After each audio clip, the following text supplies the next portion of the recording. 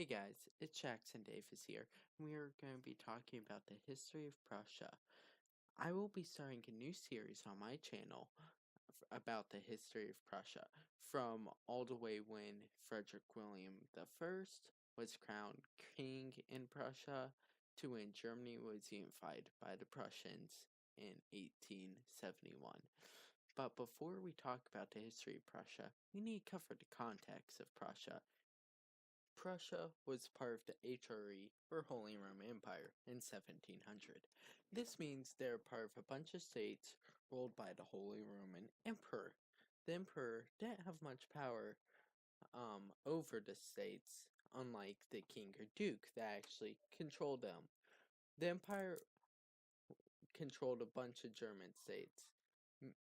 Most of them were German. There's other nationalities, but German was by far the biggest. As Voltaire famously said, the Holy Roman Empire was neither holy nor Roman nor an empire. This statement is mostly true, but the Holy Roman Empire is not holy, it's not Roman, but it's an empire. By Google's definition, empire is an extensive group of states or countries under a single supreme authority, being like an emperor, formerly especially um, emperor empress. And HRE controls many countries under its rule. So, by definition, it makes it an empire. Now let's get into the history of the HRE.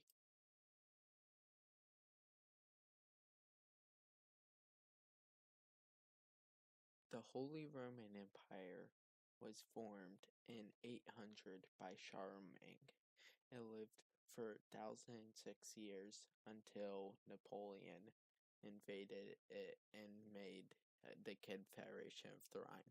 Without purpose, Francis II dissolved the Holy Roman Empire.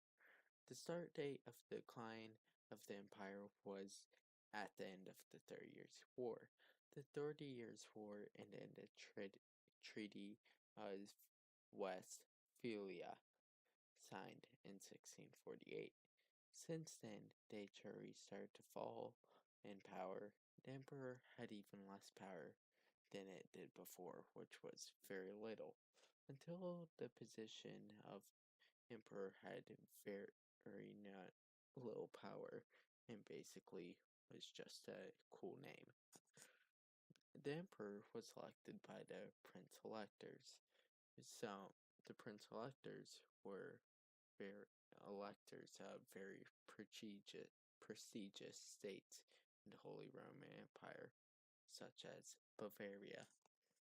The Habsburgs bribed the whole the prince electors, um, which got them to rule the Holy Roman Empire for centuries.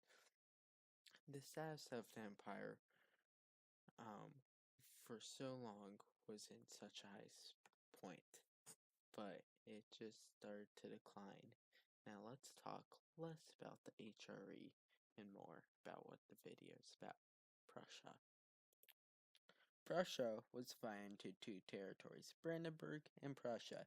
Eastern Prussia, to be more precise, Western Prussia was still in Polish hands, and it would remain that way until Frederick the Great and the First Partition of Poland. At this time, Prussia was not a kingdom. They were electorate of the Holy Roman Empire. They were a prince elector.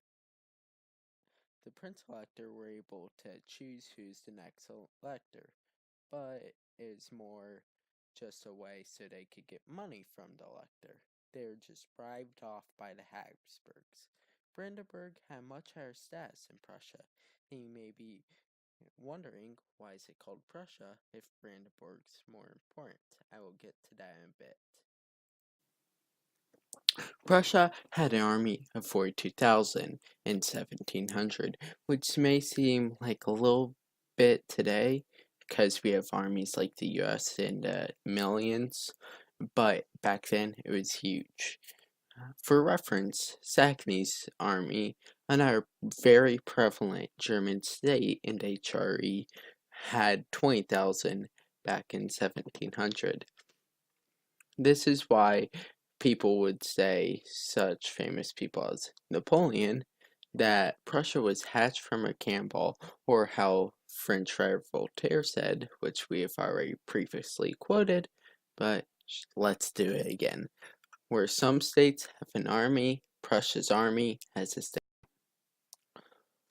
One lacking thing in Prussia's army is that their officers weren't the best because of one simple reason. They did not earn their positions by getting better with merit.